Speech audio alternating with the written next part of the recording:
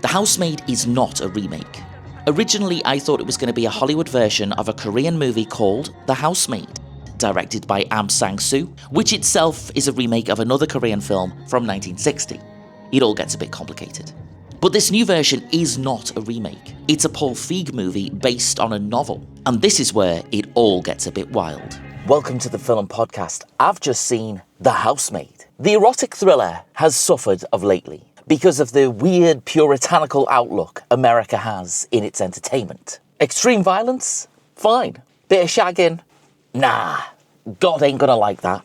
God ain't gonna like it. So it surprised me when a trailer came along that had erotic thriller vibes written all over it.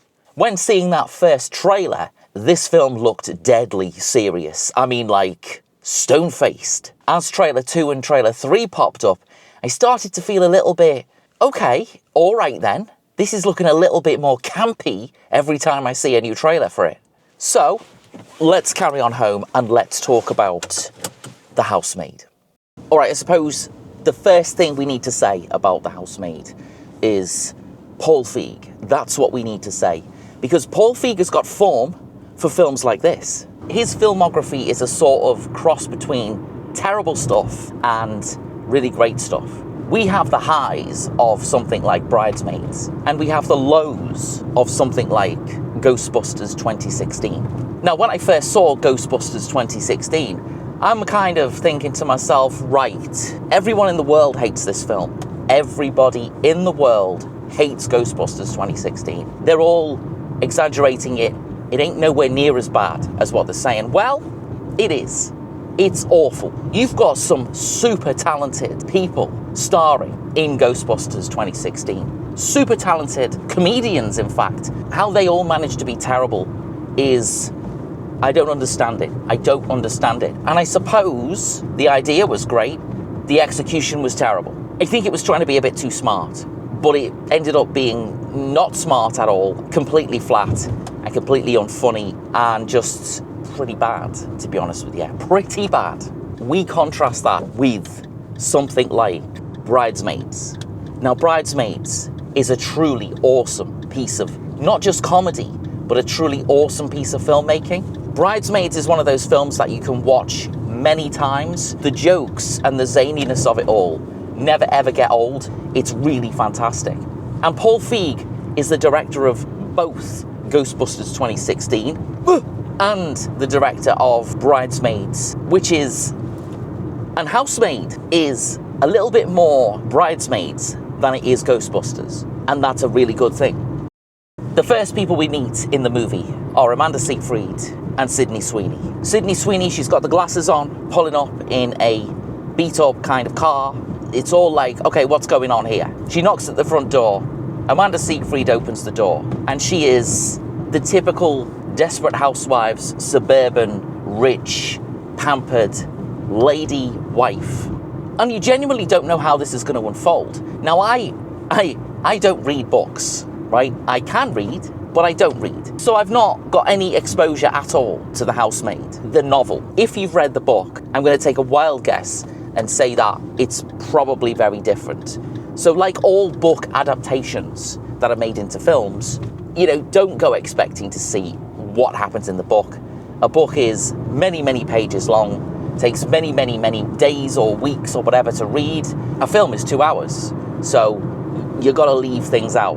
But I think the structure of this film is really well done. From the very second that front door opens and we're introduced to our characters, quite literally, it ebbs and flows really well. And I think PaulFeig, as the director of this, has done a really good job in keeping everything under control, everything under wraps, until the point where, you know, you can just let it all go. The let it all go bit, building everything up to a point where a movie like this can only go one way, and that's, you know, completely bonkers. How bonkers it goes, well, I'm not going to give away any spoilers. This is a spoiler-free review, so you're not going to get any spoilers from me. But I'm just going to talk about the ideas and the feelings that I got from watching The Housemaid. I suppose now is the time to talk about those characters. Let's pull over and talk about the characters in this film. Millie Calloway, I guess the lead. She's played by Sydney Sweeney. She is the sort of, well, she is the housemaid. She's the housemaid. And she's got a bit of a history. She sort of just shows up out of the blue. You know, she wants this job. But we do see a little bit of her reality, so to speak. We obviously know she gets the job. That's not an edge-of-the-seat thing. It's the circumstances in which she needs to get the job, which is the interesting part. We see a little bit of, you know, the reasons why she's doing what she's doing and what's happened to her in the past, what her history is, essentially. And it's not the most clean cut of histories, to be fair, but it is interesting. And again, for a central character, we're going against type here. We're going against that perfect thing that Hollywood tends to do quite a lot of with its lead characters. The do no wrong kind of person. Amanda Seyfried, she plays Nina Winchester. Fantastic name, what a great name. She's a wealthy housewife that just spends her days flopping around in great clothes, living in this huge, gorgeous, perfect house, essentially. It's perfect. The house is perfect. She's got the husband, he's there, he's supportive, he's very nice. Well, Amanda Seyfried plays the character in this over-the-top, sickening way. Do you know what I mean? This, like, it would be annoying after 5 minutes of talking to this person. She does it really, really well. And as we discover later on in the film, things aren't what they seem, which is great. I love it when things aren't what they seem. And she's also got a daughter who's about 8 or 9, I think, or maybe a year less, whatever. She's got a really young daughter, and the really young daughter is, you know, not your typical sort of Hollywood kid in a film. She's a bit of a bitch, even though she's 9. She's played by Indiana Ellie, or Indiana L, one of them two. And, you know, again, she's great. She's really good. She's Nina and Andrew's daughter. And that brings us on to Andrew, who's played by a man. And I can't remember his name. Brandon Sklenar. Brandon Sklenar. I can't fucking say it. This is what he's called. He plays Andrew, who is the husband of Nina and the housemaid's boss alongside Nina. Does that make sense? I think so.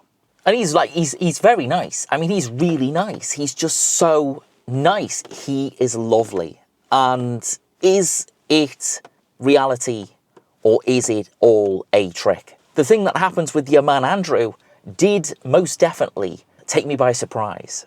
And there's a load of other people in it as well. People who are annoying, housewifey people, like, you know, in those rich suburbs you get in parts of New York and America and, well, everywhere, really.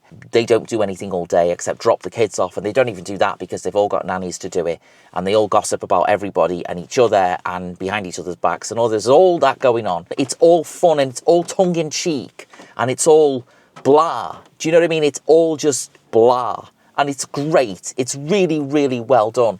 And it contrasts totally between Nina and all of her friends, who are all the same vacuous, empty, rich women.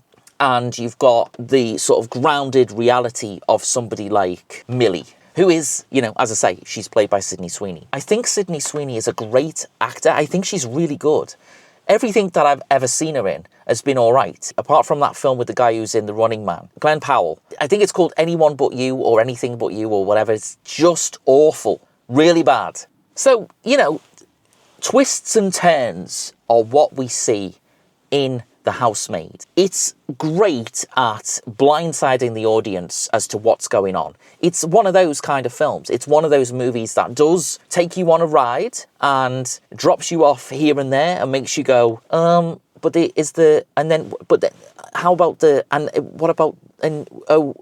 are a couple of huge plot holes in there. It's fairly unrealistic, but it's also over-the-top fun, which could have been a little bit more over the top, I suppose, but it kind of does do what it says on the tin. It does kind of go to those absurd places. It does kind of go to those crazy lengths, let's say, to tell its story. And I think it works well when it does that.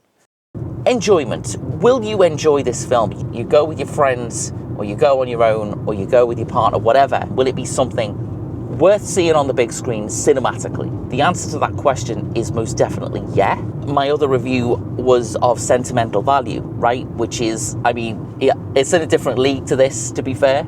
A different league. but that's something that wouldn't necessarily be seen as cinematic, but it does work on the big screen. This is also, I mean, I guess, you know, it's got the very wide aspect ratio, so that says cinematic to me. The sets are gorgeous. I mean, that house is pretty spectacular to look at, to be honest. All of that stuff looks great on the big screen. It looks fantastic there. But, you know, I suppose PaulFeig, I wouldn't necessarily say he was a director that does go for any particular visual style. I don't think he has that. I don't think that's his thing. Although, like I say, you know, the cinematography's great. All of those little bits that make a good-looking film are all there. It's just, it doesn't have much style to it, really. But again, that's all right. That's okay. Nothing wrong with that.